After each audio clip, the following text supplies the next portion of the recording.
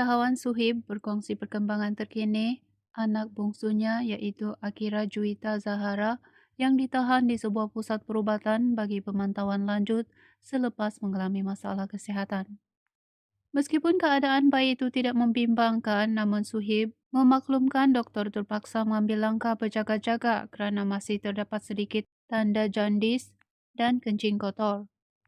Betul, Akira kena tahan di hospital tetapi tak ada apa pun, cuma kuning. Dia masih ada sakit dan perlu diberi antibiotik. Lepas tu kencing kotor sikit tapi doktor cakap ia hanya perkara normal, katanya ketika dihubungi.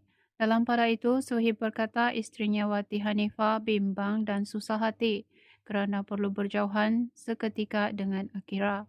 InsyaAllah tak ada apa, cuma Mami terlalu risau sebab kena berpisah sekejap dengan Akira.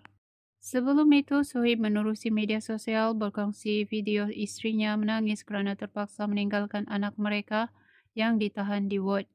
Kata Suhib, Akira dimasukkan ke hospital sebagai langkah pemantauan bagi memastikan tahap kesihatannya semakin baik.